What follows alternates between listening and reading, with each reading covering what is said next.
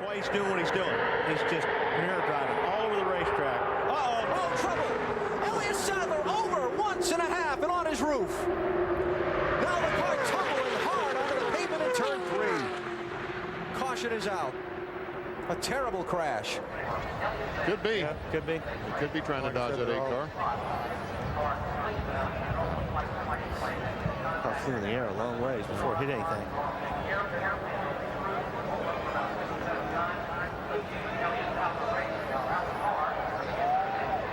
And now the banking kicks the car back to the left.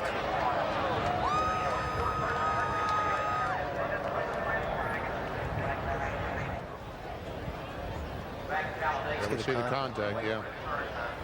And there you see the car. And there he makes contact. He comes down trying to get in front of Kurt Busch. They make contact. And watch that thing fly. And there it lands on that road you talked about. And then when it gets onto the racetrack again, takes another nasty flip. Watch this hit. That's the hard one right here. Oh, man.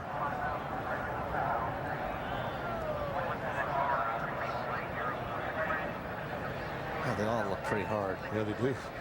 I don't want to be in there in any of them. Man. Like I said, that car really held up well. And here he comes out the window. Oh, that's great. Easy does it. Yeah, don't cut yourself. Oh, that's good to see. He's out. Remember, he pushed Kyle Busch to the win here last year. Kyle Busch was in the truck he's driving. Oh, there they go. Hornaday goes around. The rain cart the kid almost upside down, and he does go on his foot as Ron Hornaday. There just wasn't any way. Hornaday rolls again in turn number 1. You said it, Michael. You know, those bumpers not lining up, the trucks moving around all over the place. Let's see what caused this to start. Looked like the Todd got pushed by the 95 of Grant Enfinger, and it turned him into the truck on the inside of him. And then you see Ron Hornaday going upside down. Grant was just doing what he saw there. Ooh, wow, look at that hit late by Todd sideways right there into the 5 of Mike Skinner. Mike gets into the 33 of Hornaday. Just too big of a push. Look at the job that Matt Crafton does, sneaking around the outside. And when these trucks get backwards, obviously we talked earlier about the spoiler being at 65 degrees. When they go backwards, it lifts that back into that truck of Hornaday up and onto its top it goes. Plus, he was not only backwards, he's getting pushed by Mike Skinner too, so I'm sure that helped ramp that truck up. It's time to be greedy. There he goes. Oh, here we go. Here we go. Oh, upside Side on down. the side.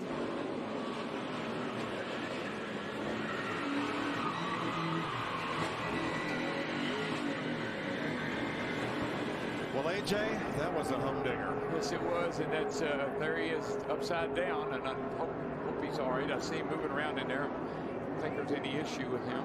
Yeah, you just can't push on the left side of that rear bumper. Well, you just can't keep pushing. He got into the 24 and just kept on pushing. But, Mike, I'm telling you, I started my first race here in 1972. This was what I worried about. 1970, 45 years ago, and here we are. The more things change, the more they stay the same. AJ tried to put the window net down to signal to the safety crews he's okay, but with the car upside down, it won't go down. Wow, the 3 cars got a lot of... Austin Dillon, Michael McDowell. He hit one of those cars that was upside down. I don't remember if it was Chase Elliott. Danica sitting there, her car is torn up. I don't know how many cars are in this thing. Probably 15 of them.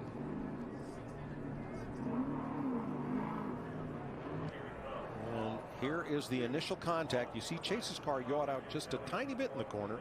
And they got him loose. All it takes. That's the one. He was going to save it till that last little bump. I was just going to say, AJ, just be a little patient here. We got a little ways to go yet, and you got a pretty good car. Wow. In a moment. This is amazing footage, folks. Incredible camera work. And just remember, there's a driver in every one of those cars. Watch it. Well, that's a long, slow roll for Allmendinger. And look, both those cars end up pretty much together, along with the mess that was Logano's car and Michael McDowell's. Harvick had damage in that. So did Trevor Bayne. Eric Jones, Matt Kenseth, all involved. And as a driver, I've been upside down at Daytona one time and slid on my roof just like that, with sparks flying. And I was just hoping at the last second it was going to roll back over so I could get out. But AJ's didn't do that. He was stuck upside down. Not a comforting feeling. That oil tank is right behind you. It's very possible for oil to start leaking out. You want to get out of there as fast as you can. Looks like there were only about a dozen cars who had a chance to evade to the inside and not get any damage in this.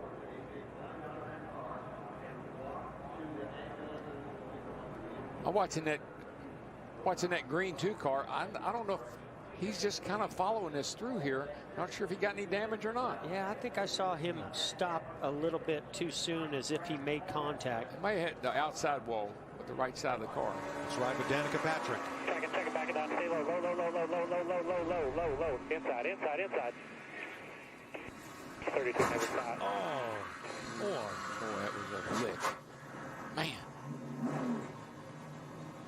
She's still driving it, even after that second impact. With Dale Jr. One outside, 77's outside. Keep coming low. Come on. Wow. Caution's out. Oh my gosh. Easy, keep digging, easy, shift, hold your brake. Hold your brake, buddy. Stay high. And let's show you this in real time.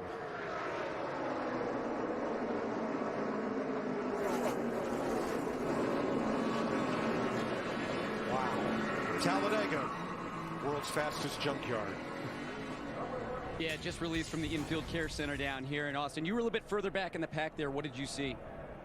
I just saw somebody come across the field there and started checking up, and I got kind of pushed back into it. I mean, it was just Talladega. It's part of it. We're 3 wide, trying to get as much position as we can there at the end, and we were just too far back, and we missed. We didn't get it. We got in it. So hopefully one of our RCR ECR teammates can make it up through there. I think the 13 just had bailed out because he felt like it was getting wild, and it worked out for him. So maybe Ty can get it done.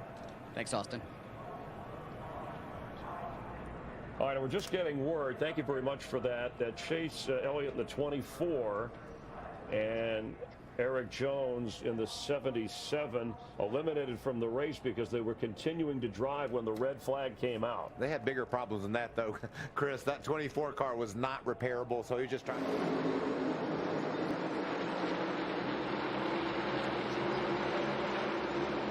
Oh, Suarez! Briscoe got into the back of Suarez, and he gets pounded.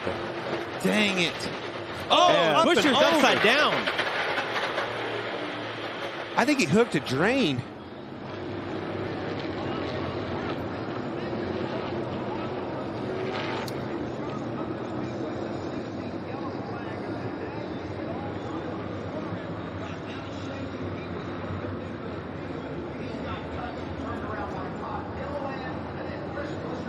And there's the window net released, and Chris Buescher is seen moving inside the car. The AMR safety team is right there to his aid. And Daniel Suarez climbs out. He had a great race going tonight. You see Suarez come up, just wasn't clear. Caught the 14, gets sideways, and here comes the impact. Hard hit. You see him spinning.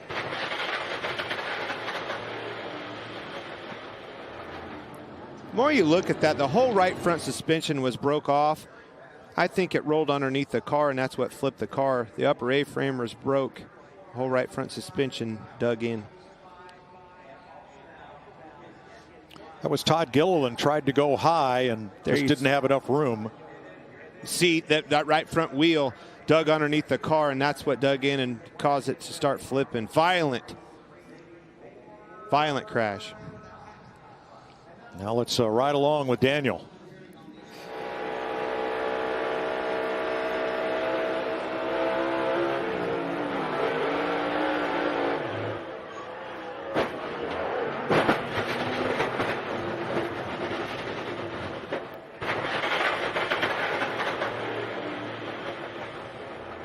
I'm going to tell you, if you're Chris Buescher in that position, and we've seen a lot of cars slide through the infield, the last thing you think is going to happen is that you're going to flip. That was the last thing he thought was going to happen. But I'm with Clint. It almost appears that that impact from Suarez watch when it spins around right here. You see the right front. See it flip right over? There. Yeah. Dug in. Upper A-frame was broken. As soon as it rolled underneath the car, it dug in and sent that thing a-flipping. Wow. What a ride. A lot of work went into the safety of these race cars. See him crawl out of that thing. Hats off to everybody involved in that. And good to know that was nothing to do with the racetrack or the turf that sent Buescher's car over. Right there where he gets a big piece of Suarez is where that right front goes. And when it completely comes off and gets under the car. And you see the tether is actually holding that tire to the car so it doesn't fly up into the stands or go out into the racetrack. That's just a 1 in a million times that could happen, where that tire falls underneath the car and shoots the car up in the air. Tether did its job. Very impressed with that tether. Keep it behind you, keep it behind you, keep it behind you. Run to go. The white flag is out. They're going to crash. With a big run. They're crashing. Christopher Bell upside down.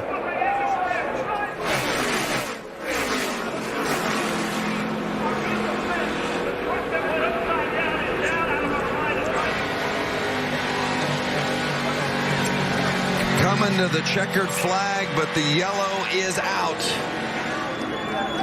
And Johnny Sauter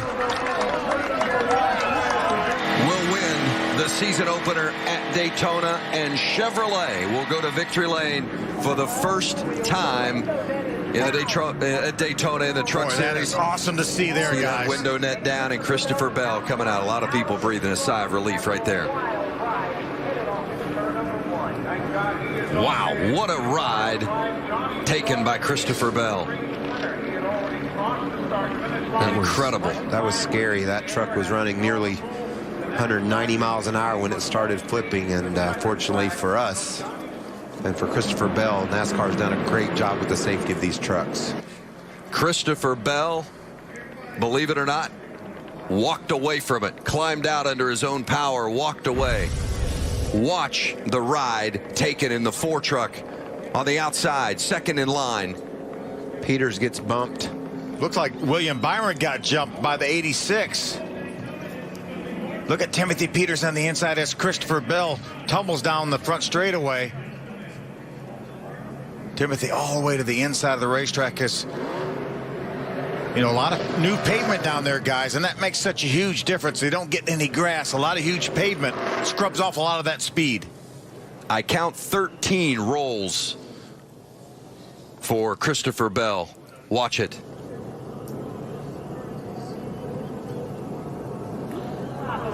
Well, Daniel Hemrick almost went underneath that 4 truck of Christopher Bell.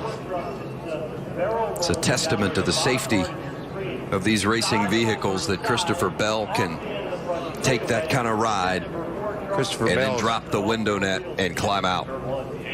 Very fortunate that these trucks are as safe as they are. Look at this truck just get out of control. Probably about the fastest part of this speedway, Phil, right out of the tri-oval. It just starts tumbling.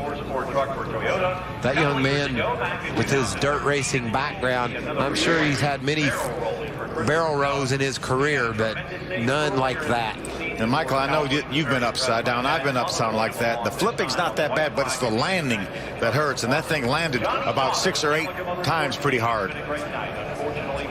What about Brandon Brown? He slides through there. Looks like he's going to be credited with a 4th place finish. I think he might have got in the back of William Byron, and that's what got in the back of the 4 of Christopher Bell and turned him sideways. Wow. But we saw, you know, experienced driver like Timothy Peters. Let's watch this view. You coming to reckon, back it up, back it out. Wow, he had to turn hard left to avoid the flipping Christopher Bell. You're right, Phil. All that pavement down there gave those guys options. Watch Timothy Peters second in line on the inside after the contact. That looks not at all. Ryan Newman off turn 4 for the final time. Blaney to the outside, to the inside. Here comes Hamlin up the outside. Wow. Crash into the wall, into the air. Goes Newman. Upside down. In a shower of sparks on his roof. Ryan Newman comes across the line, 4th. And comes to rest. Scoring unofficial between Hamlin and Blaney as far as who crossed the finish line first.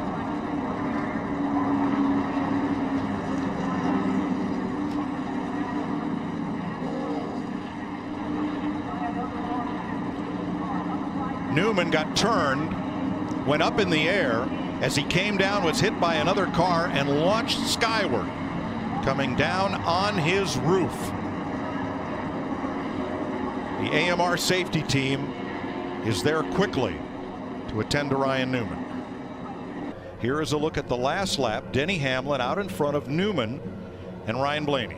Yeah, Ryan Blaney gets to his rear bumper. Nothing that Denny Hamlin can do other than try to tuck right into the rear bumper of Ryan Blaney, which he does an excellent job of. Newman gets a pretty good run to the turn 4, but now here comes a huge run by Ryan Blaney being pushed by Denny Hamlin. He tries to go to the outside, then the inside. They lock bumpers and turns Ryan Newman around. Upside down he goes. Corey LaJoie coming along, making contact. Just lifting Newman's car up and over. And it comes to rest on its roof. Here is the second closest finish in Daytona 500 history. Denny Hamlin the winner in both of them. This time it is Ryan Blaney finishing second. Blaney tried the top side, tried to get low. Ryan Newman goes around and the car goes to its roof, and here's the onrushing Corey LaJoie picking it up and over.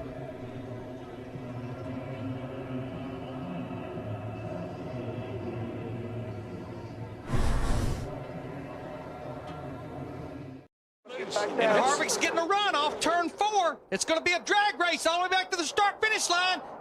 No caution. They're side by side, right to the line. Big crash. Here they come. Checkered flag. Harvick. Kevin Harvick wins the Daytona 500. We got one car on his roof coming across the start-finish line. Still wrecking. They're wrecking everywhere. Boyer's on fire. Jeff Gordon's wrecked. And they are still wrecking. Montoya, Stremme, Kenseth, Biffle, Marlin, Carl Edwards, Casey Mears all crashed on the final lap.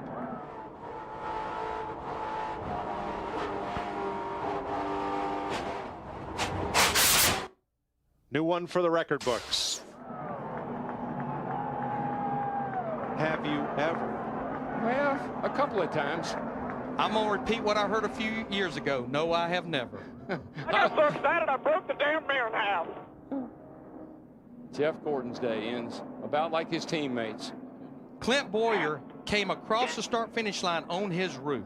I've seen fire and I've seen rain. David Stremme's climbed out. He is okay. Sterling Marlin, who slid across to a stop. Did you notice just momentarily he hit that brake pedal? It's a lot easier to just touch that brake than let off the gas to slow that truck down. Just staying up high going in the corner. He's not following the truck in front of him. Don't know what's going on there. Whoa! Oh, look out! We got trouble. This is going to hurt. Uh-oh. Oh, my. Oh, my.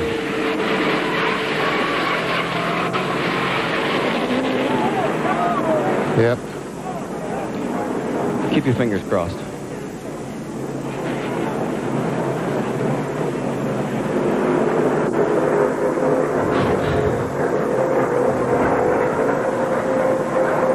And it was so good for so long, it turned into so bad so quickly.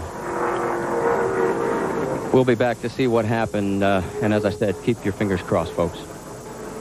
We're at Daytona.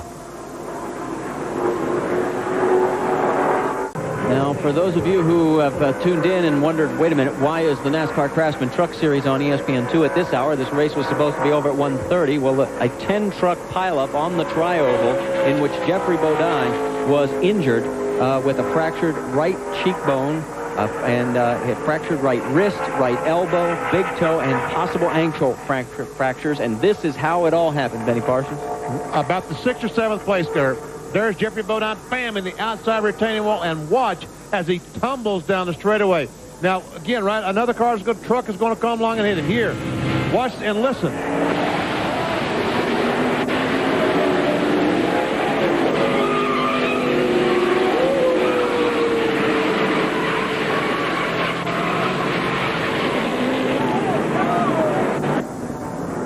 From Jeffrey Bodine's onboard, listen.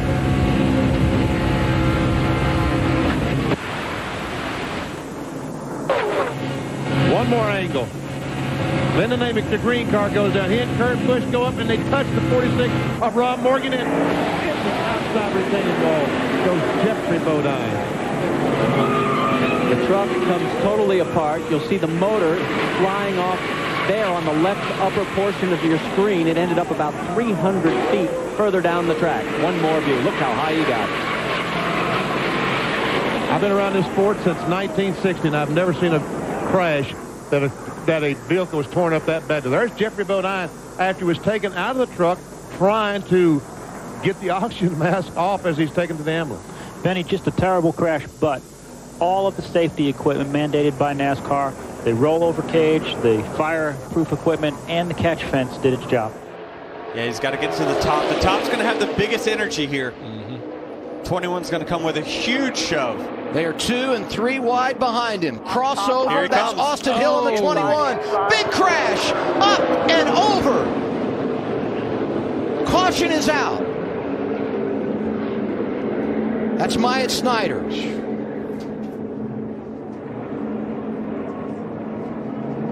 Looks like he's moving around, winning that down. That's a good sign. I believe Austin Hill's got this. And the leader, Austin Hill. But keep this in mind. We freeze the field when the caution comes out on the final lap. So NASCAR will have to review to determine who was leading when the caution came out. And we'll do everything we can, all the video we have available, to make sure who was leading. Was it the 21 or 16?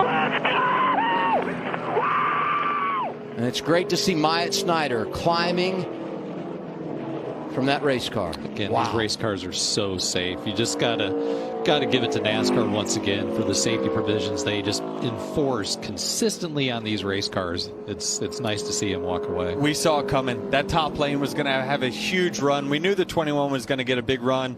The top lane typically on the final lap gets that big push, and I think he is the winner. First career victory.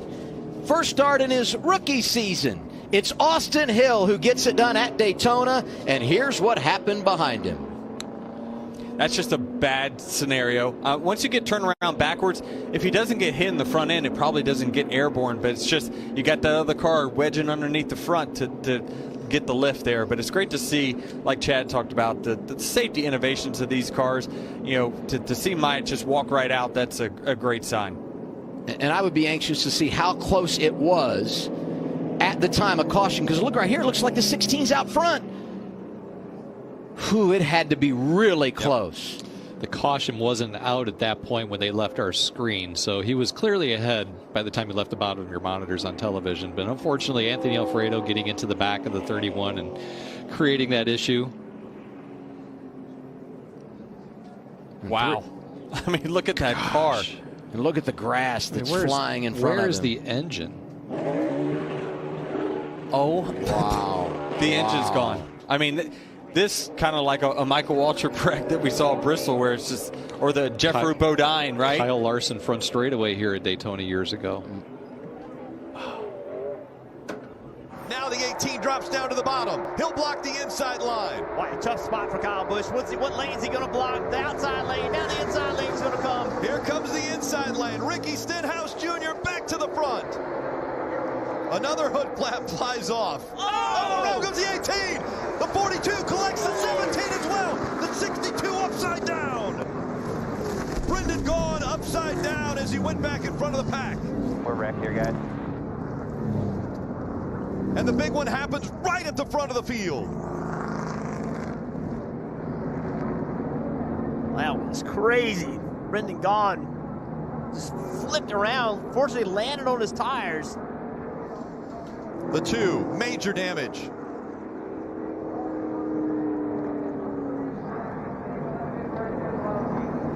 That is why drivers' heart rates are through the roof on these late race restarts, these racetracks. Yeah, the bumpers just don't line up as well as they used to with the old COT. But the pushing is just as aggressive as it's ever been and creates those type of situations. So Kurt pushing Kyle. It just hooked him. And look at Brendan Gaughan just flipping right over. It's like the nose of that Chevrolet just can't quite push them straight. It just can't do it. Yeah, the 17 goes up to side draft. I don't think that affects the 18. It's the one just pushing his brother. It peels the 18 off to the right. It looks a lot like the 24 accident. Look at the 62, a full flip back on its wheels. Thank goodness. Instantly stopped the flipping, put the car back in position. But a huge, huge accident. You wonder though if the side force, like right here, if the side force didn't help push the car off and the roll it off the front bumper, right? Yeah. Just the air moved it to Because he's the trying right. to pull him back. Yes, and just moved it, and then that helped with that pointed nose of the Chevrolet. The combination of the two. Oh, this shot right here. Yeah. Coming right at you. Look at this 62. It looks like a toy car. It doesn't look real. 3,400 pounds. Remember that. These things are almost 2 tons. Well, you know, we take off. All you got here, push them right up to 7. Half apart now in front. All right, keep low, keep low, keep low, keep low, keep low, keep low, keep low, keep low. The airport for this racetrack where these drivers teams come in and out of just off of turn 2. Those planes over there land, take off at 125 knots. Yeah. Yeah, a big jetliner that you fly on, it takes off at 170 miles an hour. We're seeing these guys at 200 miles an hour get airborne. With Brendan Gaughan, who thankfully is laughing coming out of the infield. He heard what Matt said to Kelly, so that's why he's in a good mood here, but not in a good mood for losing that race car. How close were you to maybe picking up the W here today? Listen, I've said for years that in the off-road we flip a lot. The easiest thing you can do in a race car is go upside down. Nothing hits hard. So that's the nicest thing about it. And, oh, here we go. See, I don't even know what happened. I just know that Brad was pushing the crap out of me, and I loved it. Oh, that's Stenhouse. Go figure. Yeah, it stuck the landing. Russian judge docked me a little bit, and I didn't keep it straight. No, I mean, look, the Beard Oil Chevy, man, we ran a great strategy. Darren Shaw, Ron Lewis, my spotter, everybody. It was awesome. I mean, 62 was in front for a split second. And let's see. Legs together. I mean, didn't really stick it well. But no, like I said, I'm just so proud of. Thank you to ECR and Richard Childress and those guys, the Chevrolet they gave me. Thank you to Darren and Ron and all the guys in this team. I mean, the Beard family, I love them. Mother, it's okay. It's just a flip. It didn't. This car is locked in the show. It just walked up the hill big time. It bottomed out. That thing did a little turkey walk right up the track. Whether the team could switch points. Whoa, guys, whoa. Oh, no. Oh, my gosh. I have never seen anything like that in my life. He hit that wall a ton. Oh, my gosh. Michael's moving around in the car. And that was an incredibly hard impact. Look at that safer barrier right there, how it just crushed all that stuff. Now that's a part of the racetrack. Oh, I can't even hardly watch that. Look at that. Look at that. Goodness. And wave to the fans. My goodness. That says so much for these race cars. It says so much for what these racetracks have done with this safer barrier. That is unbelievable.